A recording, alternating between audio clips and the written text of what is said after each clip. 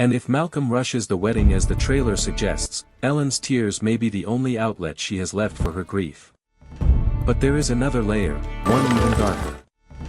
At the end of episode 8, when Brian parted ways with Julia, Mrs. Fitz gave him the piece of cloth from their handfasting and whispered her own warning.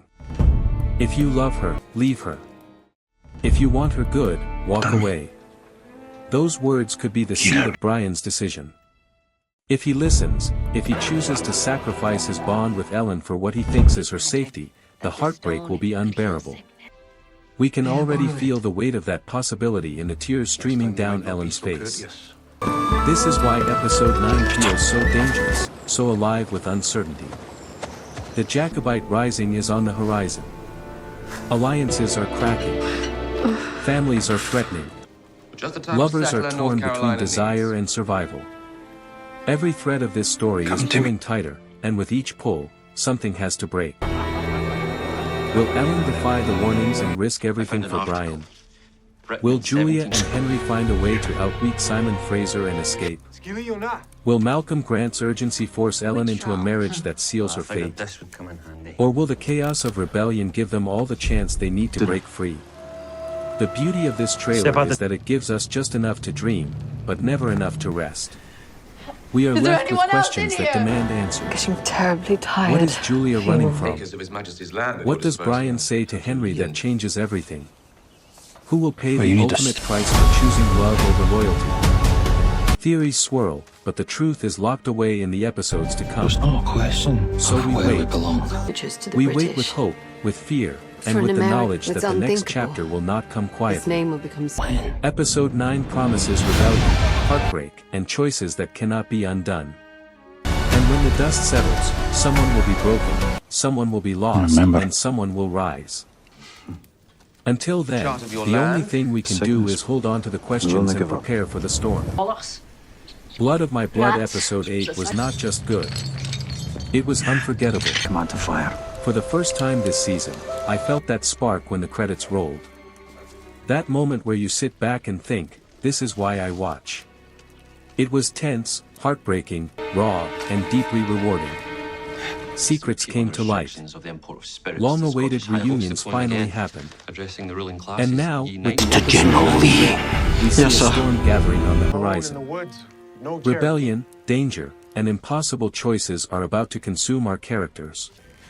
So let's go step by step, because what we witnessed in episode 8 sets the stage for everything to come. Let's start with Ellen. Where do we even begin with the ordeal she had to endure? Help me. That scene was excruciating to watch, not because of the length but because of the cruelty it revealed. Ellen, surrounded by men, stripped of her dignity, forced to go through an examination that no woman should ever have to face in front of so many eyes. It was humiliating. It was terrifying. And it reminded us how powerless women were in that time, treated as property to be displayed, judged, and traded. Yet, even in the midst of such horror, Ellen's strength showed through. She stood tall, even when she had no one by her side except Mrs. Fitz. That image alone was enough to break hearts. But then Julia stepped forward, and everything changed. Julia risked everything to protect her. Many viewers were left wondering, how did Julia manage to help Ellen pass that brutal test? The answer was surprisingly clever and grounded in old remedies. The mixture Julia brought together, the same ingredients used in pickling meat, when dried and applied to the body, created a tightening effect. The physician believed Ellen's virginity was intact. A simple trick, but one that required courage and trust to pull off in such a setting. Julia's actions saved Ellen, and in doing so, deepened their bond. This was not just about survival. It was about solidarity. About one woman standing up for another when the entire world tried to strip her down. And then there's Malcolm Grant. From the very start of the season, his presence has loomed large. He is not his father. He has shown a kinder side, a softer side, especially toward Ellen. He respects her, perhaps even loves her, in his own restrained way. During that ordeal, his face said it all. He was uncomfortable, unhappy to witness Ellen's suffering. yet he remained part of the machinery that forced her through it. Cover the child who lay well. That duality makes Malcolm such a fascinating figure. On one hand, he is the obstacle keeping Ellen from Brian. On the other, he is one of the few men in her life who treats her with care. The question lingers though. If the test had gone differently, if the truth had come out, would Malcolm still have shown compassion? Would he still defend Ellen, or would the weight of honor and expectation crush his kindness? Leary. We don't know. She arranged the letter to tell me. And that uncertainty makes his character all the more compelling. But Malcolm's story didn't end there. His interactions with Henry revealed something equally important. Nor will we. Malcolm sees Henry not just as a servant, but as a valuable asset. He admires Henry's work, trusts his abilities, and wants to keep him in his service. You really do it. For Henry, though, this admiration is a prison. Every word of praise ties him tighter to the life he longs to escape. Malcolm may respect Henry, but that respect could become chains. Here. And chains are the very thing Henry has been fighting against from the moment we met him. Before we get to the reunion that stole our hearts, we need to talk about another character who finally stepped into the light, Davina Porter. Earlier in the season, she was frustrating. We didn't know what to make of her, and her intentions were unclear. But episode 8 gave us something new. When Davina discovered Julia could read and knew about the secret passage in Castle Leo, she was shocked. I'm Claire Fraser Yet instead of condemning her, Davina's response was understanding. In defiance of His Majesty, She promised to look after William, showing that she recognized Julia's bravery and sacrifice. Davina transformed in that moment from a side character with questionable motives into someone we could root for. She now feels like a piece of the larger story, someone who might carry weight in episodes to come.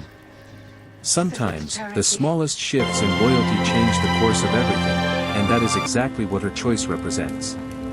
And now, the moment so many of us were waiting for, Julia and Henry. The reunion that finally answered weeks of longing. But it almost did not happen the way we wanted. To let him out. For a moment, Henry believed Julia was nothing more than a ghost. A vision. A dream that would slip away if he dared to reach for it. That fear felt real. That hesitation captured the heartbreak of separation. But thank goodness the writers did not drag it out. Soon enough, reality triumphed over doubt. Christy. Julia and Henry were face to face, together again, and the moment was tender, raw, and worth the wait. Still, it's hard not to feel a pang of frustration. Did it really need to take this long? Did we need to see these characters tortured by distance and misunderstanding for so many episodes? Perhaps the timing was deliberate, meant to heighten the impact. And yes, it worked. We felt the reunion deeply. That's brilliant. But part of me wishes it had happened earlier, allowing us more time to see their relationship grow in the open. At least we have it now, and at least it was not held off until the very end. That is something to be grateful for. It's time for us to go. The trailer then pulls us into the heart of conflict. Brother. We see Malcolm Grant's uncle speaking directly to Ellen, and the words are chilling. My mother. He warns her not to break Malcolm's heart. On the surface, it sounds like the warning of a concerned elder, but we know better. Take it all off. This is not about love or heartbreak. This is about control. This is about power. And for Ellen, it is another reminder that she is surrounded not by allies, but by watchful enemies. Get up! When the time comes for her to escape with Brian, the threats will come not only from her own family but also from the Grants. The walls are closing in, and every path out is lined with danger. But danger often creates opportunity. We don't have much time. The hunting gathering is more than just a feast of clans. It is a rare moment when so many powerful figures stand in one place, distracted by ceremony and politics. For Brian and Ellen, this could be the chance they have been waiting for. The chance to finally see each other, to make plans, and to carve out a path to freedom. Yet, as always, freedom comes at a cost. Simon Fraser is no fool, and in the trailer, we can sense his growing suspicion. He sees that his son's heart is tied to Ellen. Can he not reconcile? And that realization can only lead to conflict. When fathers of power recognize forbidden love, they rarely let it stand. Julia's presence at this gathering complicates things even further. Yes, sir. She is dressed beautifully, standing with William, playing the role of Simon Fraser's wife. But beneath the surface, the truth gnaws at He's her. an American. She is not free. And as Henry catches sight of her, his desperation only grows. We watch as he turns to Ned going, seeking help in either meeting her or escaping. This is not the plea of a man chasing romance. This is the cry of a man who knows that if he does nothing, he will lose Julia forever. It is one of the most gripping threads of the trailer, because we can feel the weight of urgency pressing on Henry's every move. Then comes the cruel twist. Malcolm Grant is not patient. He does not want to wait. Take off your coat. He pushes for marriage immediately, perhaps even directly after the gathering. My crime? For Ellen, this is a nightmare. An officer. Time is slipping away faster than she or Brian can act. If the wedding happens, everything changes. Once the vows are sealed, Ellen will belong to Malcolm in the eyes of the law and the clans. Her bond with Brian will become nothing more than a memory.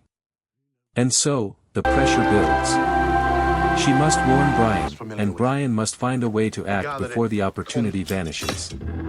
The race against time is one of the strongest hooks in this trailer, because we feel how close Ellen is to losing everything. And it's not just Ellen and Brian at the center of conflict.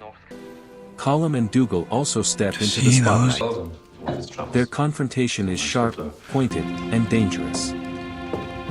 Colum demands to know, "What are you hiding from me?" His suspicion burns, and Dougal's loyalties are tested. We can sense the fracture forming in their bond, a fracture that could change the direction of the rebellion itself. If Dougal throws his weight behind the Earl of Mar, the balance of power shifts, and the Jacobite rising gains momentum. Family tension becomes political chaos, and history reminds us how explosive that combination can be. The trailer also teases a mysterious moment between Brian and Henry. We see them speaking, but the context is Call unclear. yourself whatever you want. Why are these two men, both tied so deeply to Julia and Ellen, suddenly in conversation? Is Henry seeking Brian's help? Or is Brian warning Henry of what's to come? The absence of Julia in this moment makes it even more unsettling. We know Henry wants to see her. brother. We know he wants to save her. So why is he speaking with Brian instead? This is one of those lingering questions that makes episode 9 so unpredictable. And then, perhaps the most haunting image of all, Julia herself, frightened, running, her face etched with panic. The White Raven. She does not have William with her. That detail alone is enough to shake us. Thank you, John. Where is the child? What has happened? Mama, I promise Julia's fear is palpable, and the trailer refuses to give us answers.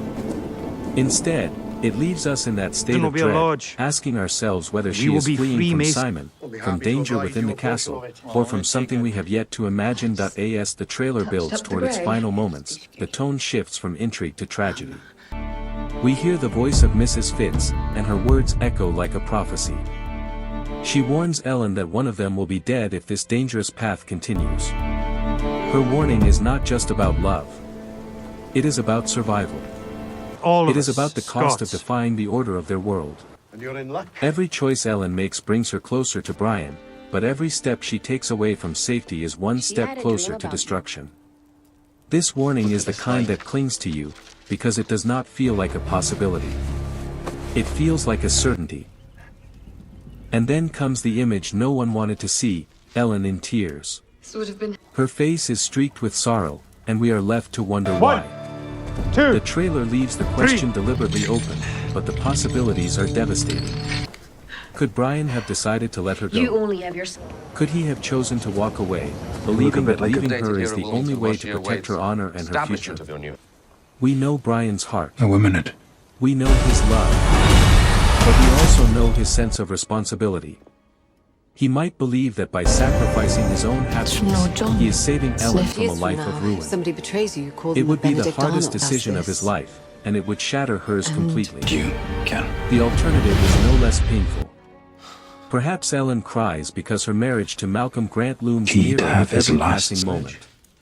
Perhaps the weight Well, of as you being wish. forced into a union Let she me does take not you home. want is finally breaking her spirit. Flee. Just as The thought of wardens losing arrived Brian at my- forever, while being bound to a man she cannot truly love, would be enough to crush anyone. I'll need. I borrowed